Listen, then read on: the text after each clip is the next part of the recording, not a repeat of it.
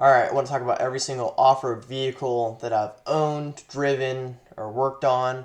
So we'll start with this one. This is the very first ATV I've ever driven. This is a 2006 Kawasaki Prairie 360 two-wheel drive.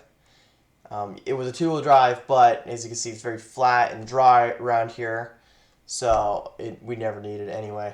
It was pretty much used as a tractor the whole time. So other than that, it had an automatic transmission, which made it really easy to learn on. Plenty powerful. Had a low. Awesome seat. We actually reupholstered that seat. It was ripped up when I first started driving it. But then we got this boat vinyl, and we did tan because how hot it was out there. Black seats, hot. So we did that tan, and that was cool. And it wasn't even like a seat cover that we bought. It was actually something that we like. It was a flat piece of vinyl. Pretty custom. I like that seat. Awesome tires, Dirt Devil tires. Recommend those. Pretty much no complaints. Liquid cooled because we actually had a little disc that would pull behind it, and you're going slow, not a lot of air, so that liquid cooled helped. We had a pull starter a lot because the battery wasn't staying charged. It was probably the battery's fault. Other than that, that was a great first quad to drive. Really like that thing. It's kind of nostalgic. This is one of the vehicles that, like, if I saw for sale, I'd buy. So we'll go to the next one. So I moved to Texas after this. So this is my friend's. I didn't own this. 2021 Can-Am XMR 570 four-wheel drive, obviously. Pretty sure everything Can-Am does is four-wheel drive. So this was a cool quad to start, another first vehicle. I mean, it was very capable, as you can see here. So he did a lot of like mud bogging and stuff like that. But we drove around my neighborhood a lot, and this is actually a cool story. We got stuck here in this front field, and there's like a highway off to the right here. And my bus driver was driving by in her Jeep, and they saw us stuck, and we pretty much had nobody to call. So they pulled over and towed us out. That's actually her husband in the background there. So yeah, we got that quad out.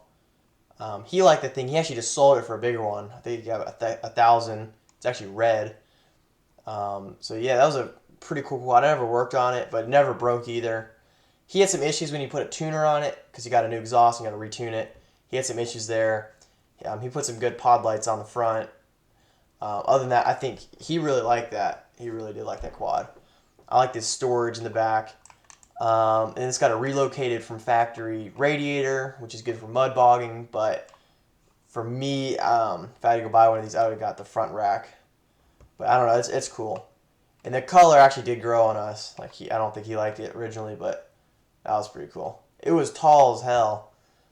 He actually rolled it once, and then he was telling me, he's like, I got a quad, and get it back out of the shop. And he pulled up, one day in front of my house, and I'm like, holy shit, that thing is huge. That was a cool quad. It was fast, but it was governed at 55. Plenty powerful. Wood wheelie, wood water wheelie, wood everything. That's a cool quad. And everything's built from factory, good quality stuff. The seat, oh my god, that was probably the most comfortable seat you could ever get on. And it drove really good. You can floor it across this field, a hayfield, and it's pretty bumpy, and it would handle it. So that was cool. Good brakes. Oh, actually, let's talk about brakes. See, there's one lever over here, right? That's your front. And then normally, actually, this is a clutch on a sport quad. And then this, should be your, or another brake. What would it be? Your front. But this is your front, and actually your rear brake's down on the foot. So that was kind of interesting. I guess it doesn't have a clutch, so I guess it kind of made sense. But also your front brake's where your clutch would be. It kind of confuses you. But that was a cool quad. All right, moving on. So this is actually the same day. He owned this. So this will be the next vehicle I ever drove. This is all in order. So this is a 2021 CRF 125 big wheel. It was the very first dirt bike I ever drove. And eventually I did get good at driving it. But you would pretty much have this thing pinned, like you would race or whatever. You would have it pinned, and it didn't have 5 gears. It had 4 gears. It's a 125 big wheel. That's weird, right? Yeah.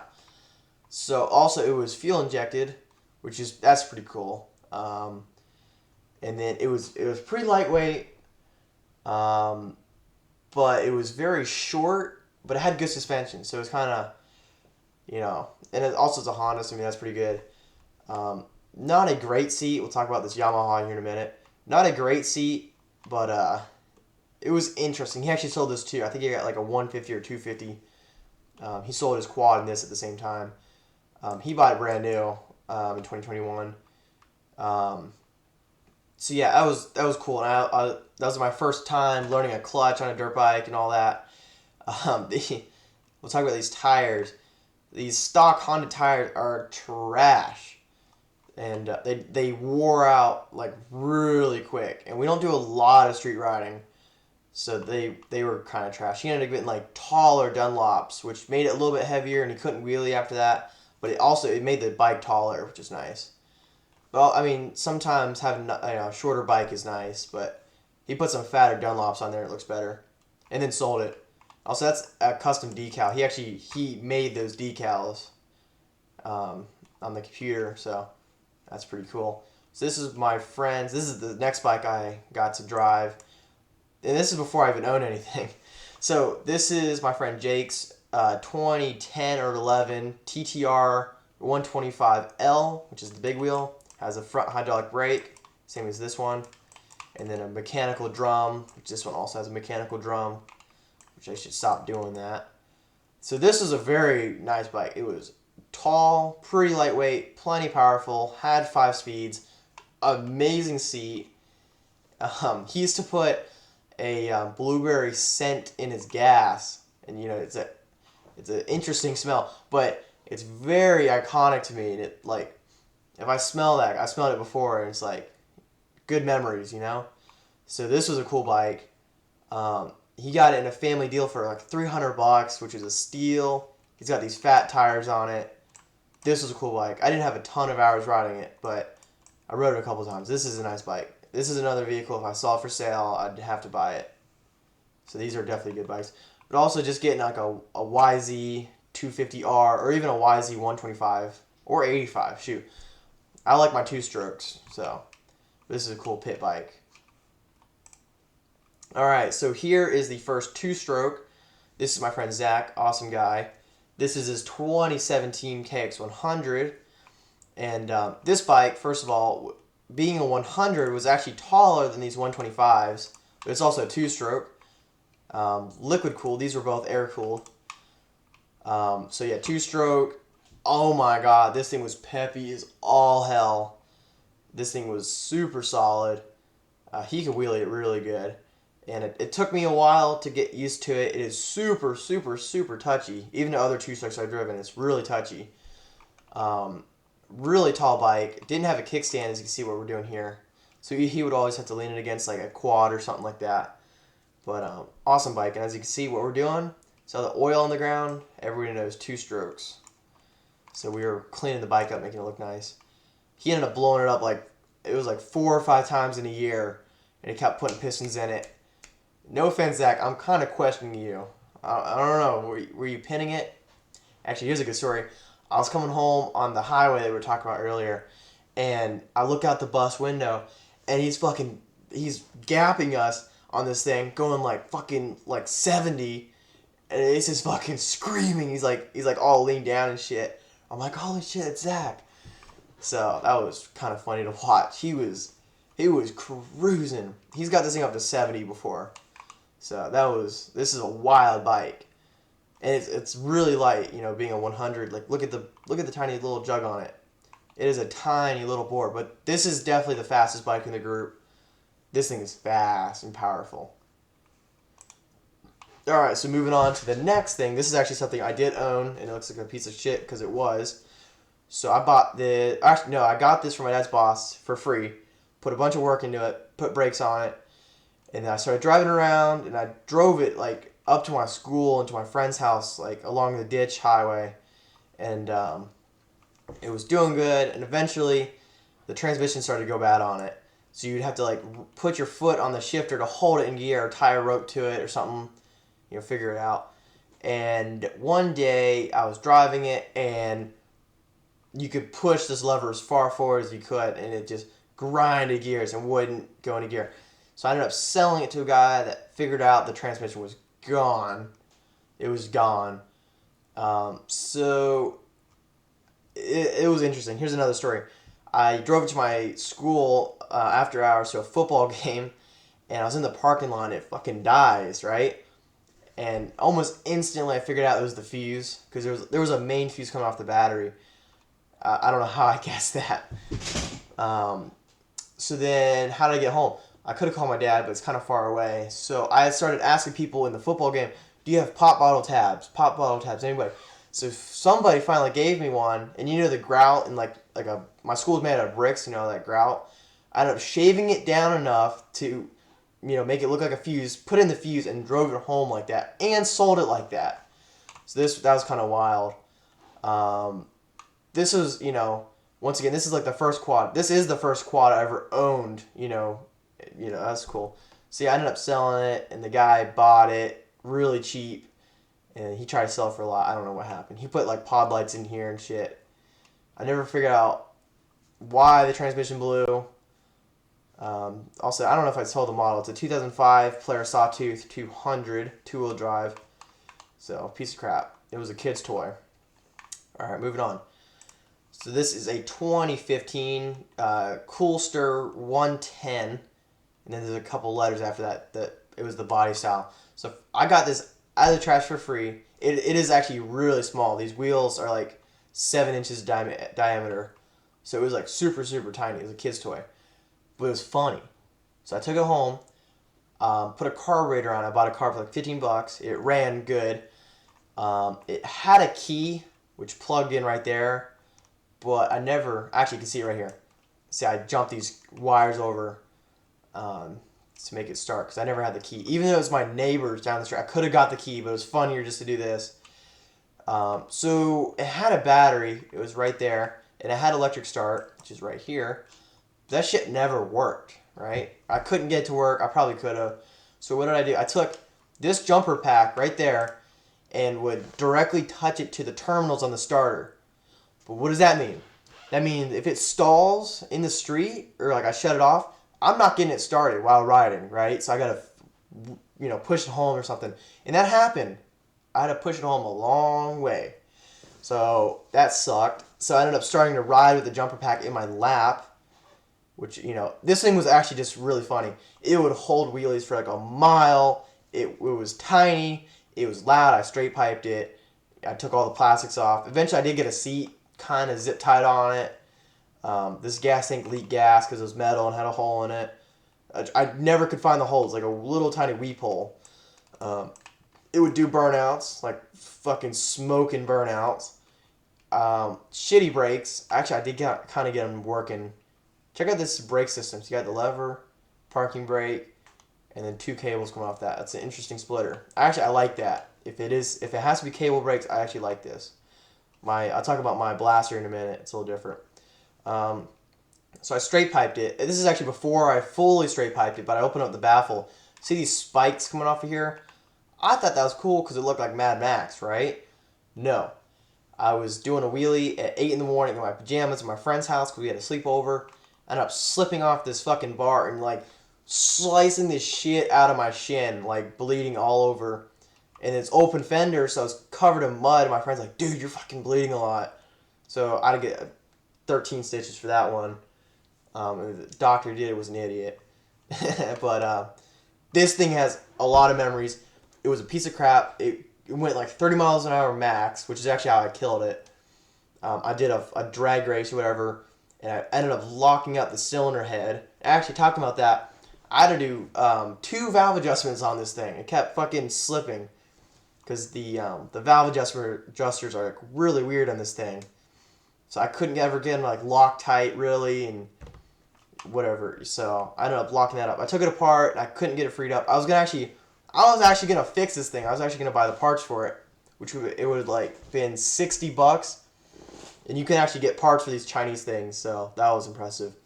It was funny. The kid, it was like 5 who I got it from. Kind of felt bad because I fixed it and I could have given it back or whatever, but I would do wheelies for him. He's like, "Is that my quad?" I didn't know it would actually run that well. I probably should have just fixed it and gave it back, but fuck it. So yeah, I ended up getting a Sawzall, chopping it up, parting it out, whatever, threw it away. So then I got this. This is the first thing I ever bought in Facebook Marketplace. I bought it for $550. It's a 2005 Suzuki DRZ L or 125L, which is once again the big wheel with the hydraulic disc brakes. Notice how there's no caliper. I never had front brakes. It was super stiff suspension. Worst seat.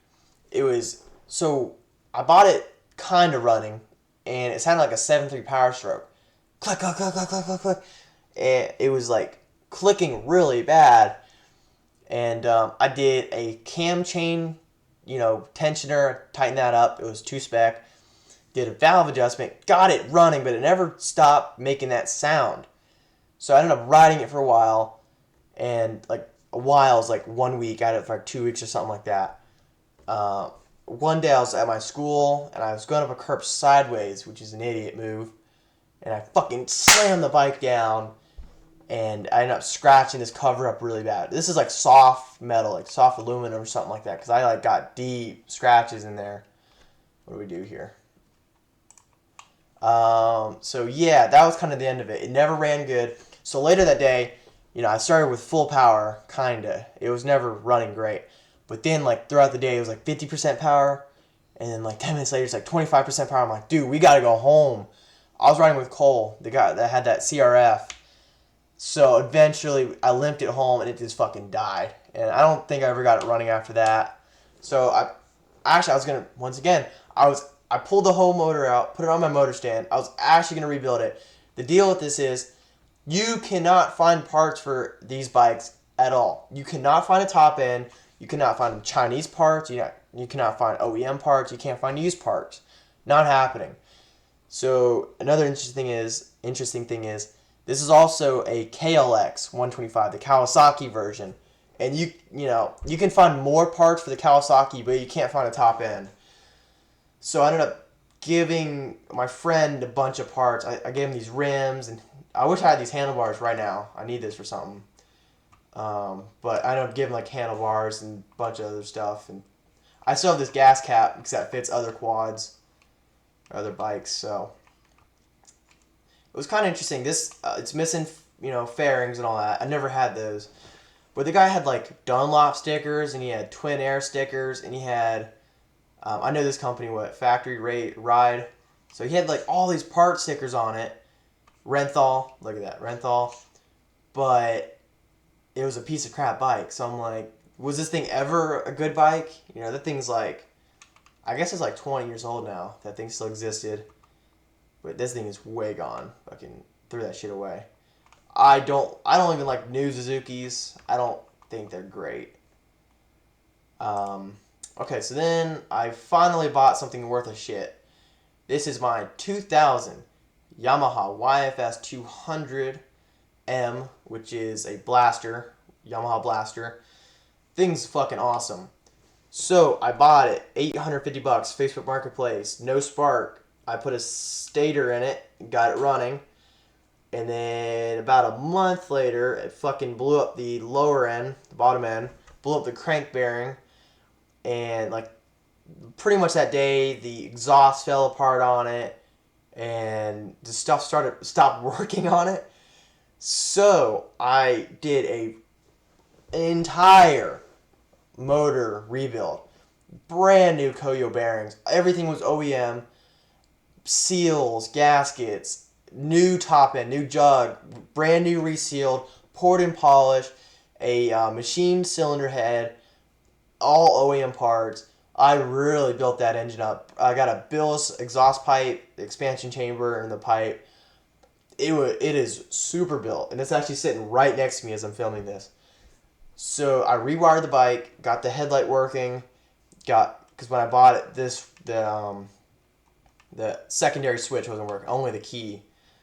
So yeah, there's still stuff to do to it. I'm on stage 2. Which is like brakes. I'm going to convert these to hydraulic discs brakes. Right now they're, as you can see, mechanical drum brakes, which are god awful. Doesn't have any rear brakes. It has a rotor in the back. So yeah, I'm also stage 3's cosmetics. This is spray paint. All the yellow, all the gold is spray paint. So right now, actually, I got these stickers off, and they're like mirror finish. These plastics, so you can see the lines in your teeth. They're awesome. But then I got a sandblaster. I'm gonna take all this crappy paint off, and I'm gonna buy new plastics, and then new handlebars because these are like iodized aluminum. They're kind of crappy. They're good width though. They're 31, so, but they're just not the right color. And then these rims are gold in real life, but they're not like the Banshee gold. They're spray paint gold. The guy actually lied to me when I bought it, but I got it such a good deal. I don't care. These are actually Banshee rims though. They're like aluminum underneath. They're aluminum rims. And then this brush guard's aluminum and stuff like that. You can see the paint's peeling. And I gotta sandblast everything. So that, this is a cool quad. It's got 6 speeds, 6 gears, manual transmission, and as much power. I've never full floored it, and I win every single race. I would love to race against Zach's Kawasaki, that 100 that we're talking about, but I don't live there anymore. I live in California. So this is a cool bike. It's pretty much been my life for the past year, and it runs great. I need to do AR bushings and brakes and shocks, and I'm going to put Banshee front shocks on the front, and then a Honda 400 in the rear. Also, before this quad, I was actually going to buy a Honda 400 EX. It was a 1999.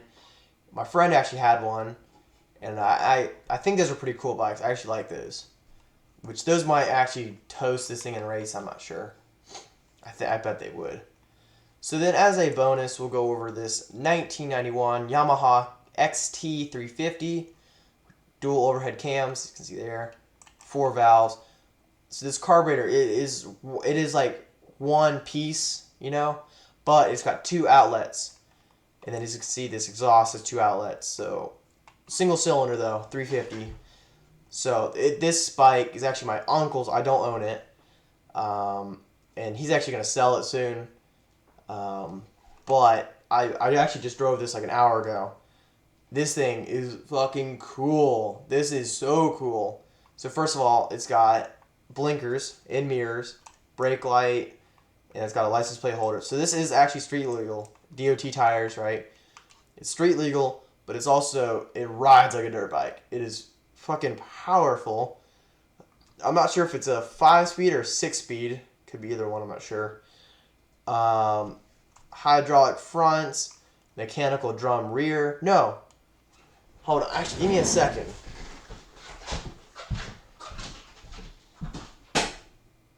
I got the bike like in my room right now. It is a mechanical drum rear.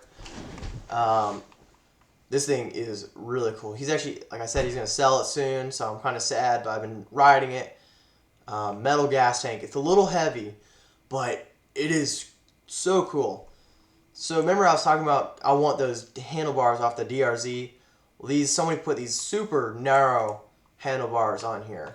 No idea why. It makes it ride like ass. So we actually have some OEM ones ordered, but I wish I had those DRZ ones because they would have fit right on. So under this, it's actually got a tachometer and an RPM gauge and odometer. So it's really cool. Headlight actually works, which is interesting. You can actually put air, it's got like a valve stem at the top of these shocks. It's actually right there. You see it right there? So you can actually put air in these shocks. They're pretty good measured right now. But yeah, this is a cool bike. If you guys ever see one of these for sale, it is absolutely worth picking one up. It looks cool.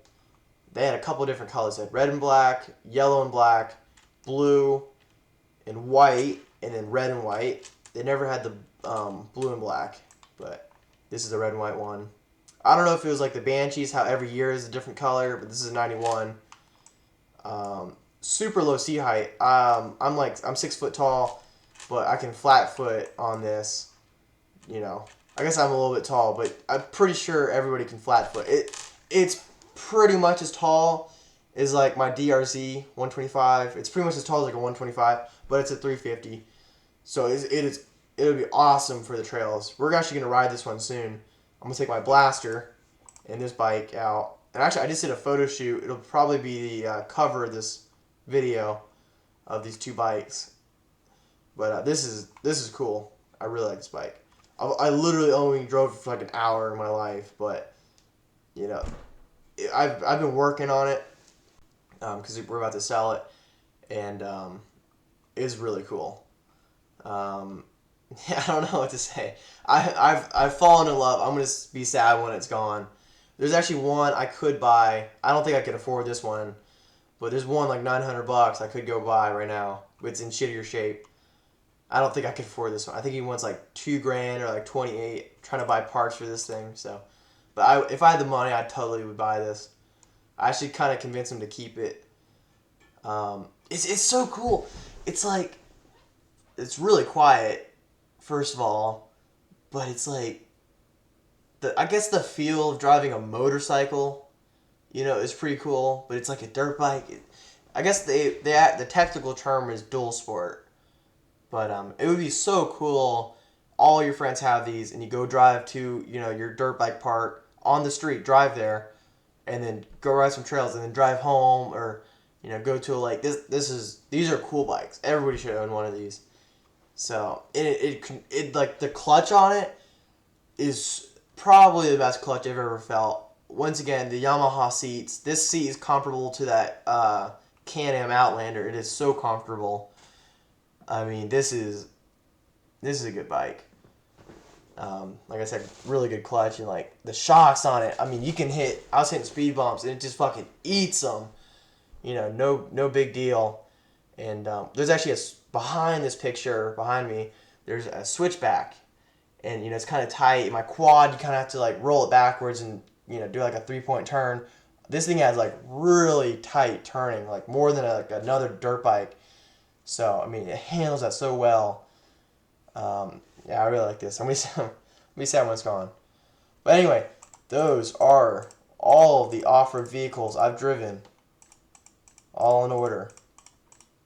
So, yeah, I don't know. My favorite, probably this one. This is the first thing I actually own a title for. I actually just got it titled. Turns out in 2004, this engine was stolen. And then I went, to the DMV, and they found it was stolen, and the cops had to seize it, and they had to try to figure out who owned it. They ended up just clearing it out of the system, and they registered it all in my name, and I have a registration and a tag for it now. That was very scary. I thought I was going to lose the bike after doing all that fucking work to it, but this is cool. This is probably one of my favorites. This bike is probably one of my favorites too. And this TTR, I really like that bike. And I'm not trying to be Yamaha biased here, but I mean, this quad is pretty impressive. But I mean, Yamaha, they know what they're doing. And then everything I owned up until that Yamaha was a piece of crap. This Polaris was a piece of crap. This was a joke. And then this, I got scammed. I shouldn't have bought this. Should not have bought that. I think Suzuki Generals is crap. So anyway, I hope you guys enjoyed my video. I would love to hear your stories, and I would love to see more videos like this. This video is actually inspired by Andrew Camarada, his video of every vehicle I've owned. So just want to do my take on that.